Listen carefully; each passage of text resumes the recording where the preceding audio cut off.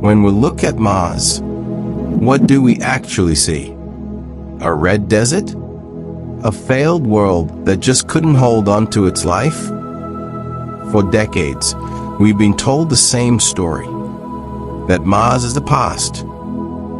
That billions of years ago, it was a lush, green paradise just like Earth.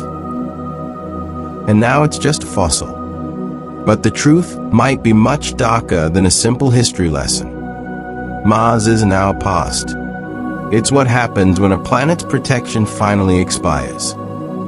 Imagine standing in front of a mirror, but instead of seeing your reflection, you see your own skeleton 5 billion years from now.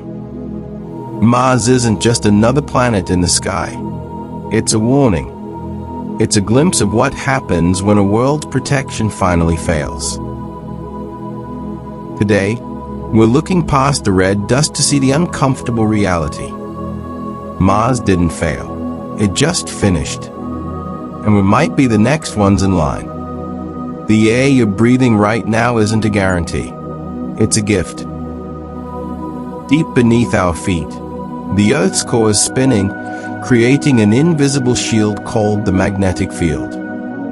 It's our only defense against a violent and hungry universe.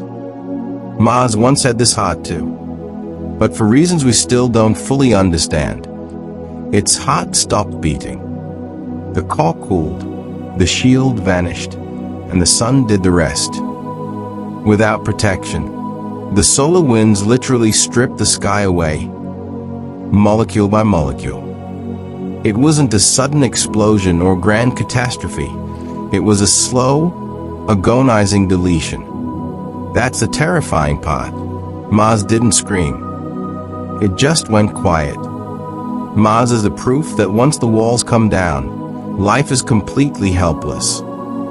It shows us that habitability isn't a permanent state of being, it's a ticking clock. And we have no way of knowing how much time is left on ours. We like to say Mars failed because it makes us feel like we are the success. But in the grand timeline of the cosmos, Mars actually completed its cycle. It was warm, it had oceans, it had everything. And then it simply ran out of time. The most uncomfortable question in modern physics isn't whether we can live on Mars. It's whether we are walking the same path toward the same silence. Our core will eventually cool. Our shield will eventually flicker. Mars isn't behind us in the timeline. It's miles ahead of us. We are so obsessed with finding a way to get to Mars to save humanity, but we don't realize we're just rushing toward our own final destination. We aren't looking at a different planet. We're looking at Earth 5 billion years late, showing us exactly what becomes of a world when its luck finally runs out. Think about why we are so desperate to find life there. Even a single fossil of a bacteria would change everything. But it would also be the ultimate tragedy. Because if life existed there and died, it proves that life isn't rare. We are searching for meaning in a planetary graveyard, trying to convince ourselves that we are special. But Mars stands as a silent monument to the universe's indifference.